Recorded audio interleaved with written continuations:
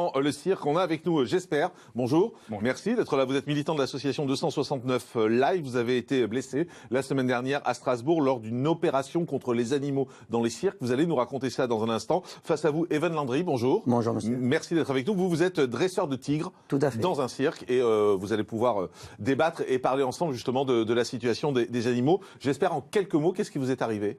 Alors, ce qui s'est passé, c'est que les circassiens de Arlette-Grus, ils sont opérés en bande organisée. En fait, ils sont sortis, ils ont essayé de encercler les militants et pour ensuite les battre. Donc, ils sont Mais vous interveniez pour faire quoi dans ce cirque? Donc, on était là devant le cirque pour dénoncer le spécisme. C'est une manifestation déclarée et en fait, pour revenir sur votre question, comme ils sont pas réussi avec moi, ils ont essayé avec un autre militant. Ils l'ont mis par terre, ils l'ont bastonné, ils ont fracassé 5 côtes, ils ont fait des blessures au niveau de la tête et au niveau du poumon. Donc, il vient tout juste de sortir de l'hôpital, quoi. Ouais. Pourquoi vous êtes contre les animaux dans les cirques? Alors, on est contre toute forme d'exploitation des animaux autres qu'humains, tout simplement, donc le spécisme. À partir du moment où un individu se fait exploiter sur la critère arbitraire de l'espèce, c'est qu'on est contre. Et s'il y a de bien-être animal ou mal-être animal ou non, on s'en fiche. Vous vous en fichez que l'animal soit heureux ou pas dans le cirque? C'est pas la question. Par exemple, le militant qui a failli se faire tuer par Arlette-Grus, il n'était pas là pour demander des plus grands cash. Il était là pour exiger l'abolition de toute forme d'exploitation des individus des autres espèces. Mais là, vous avez Evan Landry face à vous, il est dresseur de tigres. Oui. Ça vous paraît pas normal d'être dresseur de tigres, par exemple? Alors, ça paraît normal dans le sens qu'on vit dans une société spéciste, mais en fait, le but, c'est de faire évoluer la société et de faire en sorte que ces métiers qui n'ont plus lieu d'être, d'un point de vue éthique, que ça disparaisse. Si je peux revenir sur un premier point, il me semble que votre altercation avec Arlette-Grus, il y avait pas la police n'était pas là, c'est ça? Je me trompe? Alors, ils étaient là au début, mais ils sont partis. Bon, quand il y a une manifestation déclarée en préfecture, les renseignements généraux et la police est là, normalement, à 100%. Donc, sortons de ce qui s'est passé, revenons au fond du débat, parce qu'on n'était pas là. Tout à fait. Mais pour revenir sur l'agression qu'ils ont eue, juste, c'est quelqu'un du public qui l'a attaqué, c'est pas quelqu'un du cirque. Ce sont les militants qui sont pris au public à la sortie du chapiteau. Monsieur Coban, que je connais très bien, qui a âgé de 75 ans, est venu pour séparer. Là, c'est parti en vrille. J'espère, vous dit, qu'il veut faire disparaître votre métier, qui est ce métier de dresseur de tigres. Qu'est-ce que vous avez envie de lui dire? Alors, s'il veut faire disparaître mon métier, il va falloir qu'il s'occupe des centres équestres, des abattoirs, de tout ce qui s'ensuit. Il faut savoir que le cirque, avec animaux sauvages, font partie de notre patrimoine. C'est quelque chose de très écologique. Pourquoi? C'est la préservation d'une espèce, c'est la proximité pour les classes populaires. Lorsqu'on arrive dans un village ou dans une classe où ils n'ont pas les moyens d'aller les voir dans leur milieu naturel ou de polluer l'atmosphère, pour aller les voir, c'est quelque chose qui apporte beaucoup de bonheur à des enfants, tout en respectant leur attitude naturelle dans les spectacles et leurs besoins biologiques. Ça, c'est très important, les besoins. Certes, ils sont contre, j'ai bien compris, c'est pas le fait qu'ils sont heureux ou pas. Eux, l'animal est sur le même point, c'est le spécisme qu'on établit, eux ils sont antispécistes. Ils mettent l'animal sur le même point que nous, on ne doit pas l'utiliser dans notre nourriture, dans nos vêtements. Exploiter. Tout à fait, notre médecine. Exploiter, il dit. Exploiter, il dit pas utiliser. Est-ce que vous avez le sentiment que vous exploitez les tigres? Eh bien, je suis un exploiteur, comme un agriculteur qui exploite ses vaches, tout à fait. Je vis avec mes animaux au quotidien. Quand vous me dites que vous êtes sur le pied d'égal, je suis entièrement d'accord avec eux. Je suis pour les associations animales qui sont pour la préservation d'une espèce et on peut toujours améliorer leurs conditions de vie. Aujourd'hui, il y a une réglementation. Il faut bien savoir que tous animaux dans les cirques, depuis les années 70, ne sont plus issus de la faune sauvage. Ce ne sont plus des animaux sauvages. Ils sont nés en captivité. Tous depuis les années 70. Il y a une réglementation de 2013, du 18 mars 2011, 18 mars 2011, qui est une réglementation qui est suivie dans chaque département par les services des DPP, Direction départementale des protections des populations, qui viennent nous contrôler si le cirque respecte bien la réglementation. Il faut savoir que pour un tigre, au minimum, on est à 60 mètres carrés. Tous les cirques ont je comprends. La majorité des cirques ont des espaces de liberté de 200, 300 mètres carrés. J'espère que vous répondez. Qu'est-ce que vous pensez de ces arguments qui tiennent la route? Voilà, je rappelle que c'est un enjeu éthique et donc une question d'une oppression. La bonheur des enfants ou encore... C'est de l'oppression pour vous? C'est une oppression. La bonheur des enfants et la tradition, ce ne sont pas des arguments qui tiennent d'un point de vue éthique. Et si ça ne tient pas, il faut évoluer, il faut passer à autre chose. La bonheur d'enfants, on peut l'avoir par d'autres moyens, par des cirques, enfin les arts de la rue, par exemple. Il y a plein de cirques qui donnent plein de bonheur aux enfants de manière éthique, tout en sans s'exploiter exploiter les animaux autres qu'humains. Donc, il n'y a pas d'argument qui tient de point de vue éthique. Voilà, c'est comme ça. Pour revenir là-dessus, sur le point qu'il dit qu'on ne peut pas utiliser, on ne peut pas se permettre de s'acheter un petit sac de grande marque des Champs-Élysées et de manger une bonne côte de bœuf et taper sur le dos du cirque. Il y a un moment, cette personne-là est végane, je suppose. Oui. Bien sûr. Je peux comprendre cette personne qui a sa vision du monde. Mais vous croyez qu'ils sont heureux, les animaux dans les cirques? Tout à fait, bonne question, on y vient. Alors, à quoi on voit un animal heureux? Vous avez des animaux, un chat, un chien? Oui, j'ai un chat, oui. Qu'est-ce qu'il fait, le chat, quand vous rentrez dans l'appartement? Il est content, il fait la fête. Moi, quand je rentre dans ma cage, j'ai mes tigres qui viennent à moi.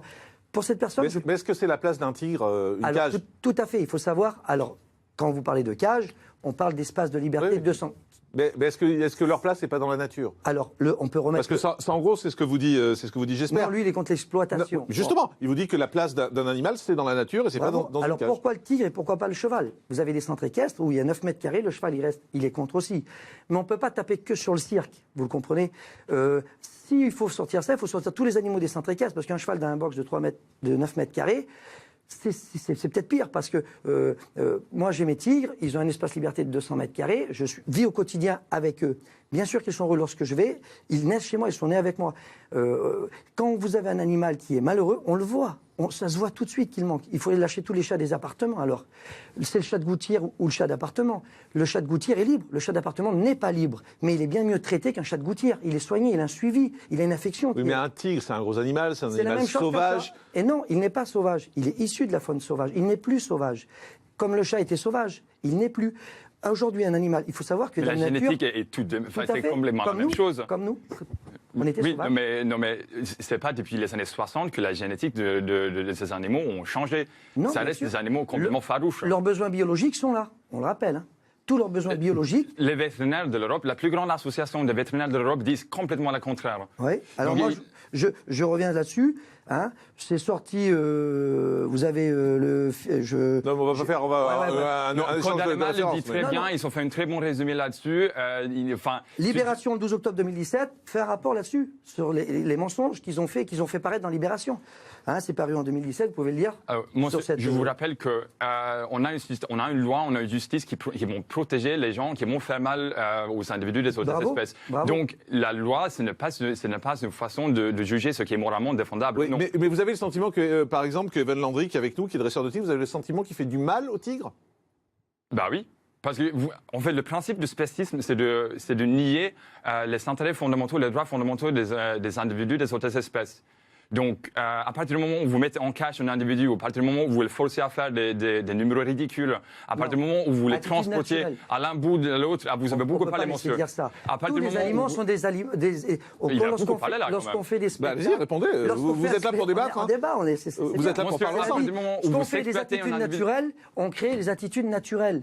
On ne fait plus faire un tigre du vélo ou sauter d'un station. C'est fini tout ça. On fait leur attitude naturelle. C'est plus facile déjà pour l'éducateur de leur représenter des attitudes naturelles. Et quand on fait faire du vélo à un chien, par exemple, dans les cirques, ça existe? Mais ça existe quand même. Ça existe. Montrez-moi un chien qui fait du vélo. Vous regardez la télé, vous voyez plein de numéros de cirque avec des chiens qui... Mais vélo ou non, on s'en fiche du vélo. Du cirque des années russes ou chinois ou des années 30. Vous avez aucune vidéo sérieuse? J'espère. On s'en fiche de vélo. À partir du moment où on fait transporter des individus contre le consentement, c'est qu'on parle d'une oppression, c'est d'une exploitation, point barre. Non, mais il faut arrêter de raconter des contes faits de style « Ah, mais ils sont bien heureux, machin ». Non, mais monsieur, leur vie n'est pas plus légitime que le vôtre.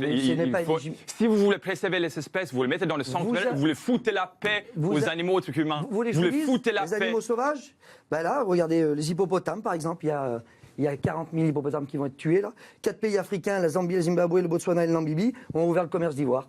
Parce que vous les exploitez pour les préserver. Non, mais c'est n'importe quoi. Ces centres-villes. Là-bas, il n'y a personne pour s'en occuper. Les animaux en captivité sont mieux traités que les animaux sauvages.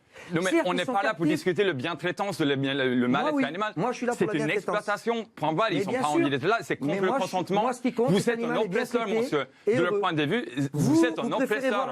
C'est du question de domination. Non, du tout. Il n'y a plus de dompteurs. C'est fini où on a porté des animaux sauvages. Mais dresseur, c'est dans le mot, c'est dresseur, monsieur. Éducateur, tout à fait. Éducateur, mais n'importe quoi. Tout à fait. Vous savez comment on dresse un tigre? Bah, vous le frappez. Expliquez-moi. Monsieur, je ne fais pas semblant de faire partie du corps d'animal qui connaît votre exploitation. Comment on dresse un tigre. C'est pas la question. Expliquez-moi. À partir du moment où vous exploitez un individu contre le consentement, c'est une exploitation. Comment on dresse un tigre? Je ne fais pas semblant de connaître votre métier, monsieur. Voilà. Je suis là pour dénoncer une oppression. Alors rapidement. Alors un bébé tigre, lorsqu'il naît au cirque ou lorsqu'il arrive dans un cirque, parce qu'ils sont issus des zoos ou d'autres cirques, on peut les récupérer, on fait des échanges. Ça se passe comment? Tout petit, comme un enfant, on le socialise, avec tout, la lumière, le son, on prend un bout de bois, on le met au bout, et à la viande. On le dresse à la viande. Quand vous avez un tigre qui se lève devant vous, c'est son attitude naturelle lorsqu'il se combat, qu'il se met sur ses pattes arrière, qu'il avance, comment on fait pour faire avancer un tigre en le frappant en avant? Vous savez très bien que si vous frappez un enfant ou un animal, qu'est-ce qu'il fait? C'est automatique. C'est naturel, il se protège. Quand vous avez des animaux qui se lèvent, qui viennent vers vous, c'est naturel de se transporter c'est naturel de se mettre sur ses pattes arrière. Il le fait pour ses combats. Et il vous dit, est-ce que c'est naturel de transporter un tigre dans un camion et on termine? Tout à fait. Ah bon? Tout à fait comme un enfant. Tout à fait. Alors c'est 4 heures par jour, par voyage. On n'a pas le droit de faire plus de 4 heures par voyage. C'est pour ça que tous les tigres qui ont tué le Ils ont 7 mètres, excusez-moi, ils ont 7 mètres carrés. Ils ont 7 mètres carrés. Hein. Pour le voyage, 7 mètres carrés. Un cheval dans un box, il a 70 cm. Et les éléphants sur le pattes avant, non mais n'importe quoi, c'est pas naturel. Regardez. C'est pas naturel, il vous dit. Mais si, un éléphant sur le pattes avant, non mais c'est n'importe quoi. Toutes les attitudes. C'est pas un argument naturel, c'est une oppression. Quand vous voyez des pattes avant, c'est des photos qui datent des années 50 peut-être, ou en Russie ou en Chine, je suis bien d'accord. L'année dernière à Strasbourg, quand même. Allez, de toute façon, on ne vous mettra pas d'accord. En tout cas, merci d'avoir essayé de débattre. Merci, j'espère. Gustafsson, militant 269 Life France. Merci Evan Landry, dresseur de tigres pour un cirque. Merci à tous d'avoir été avec nous. Merci Alexandra. On se retrouve lundi en direct à partir de 10h35. Bye bye, à lundi. Au revoir.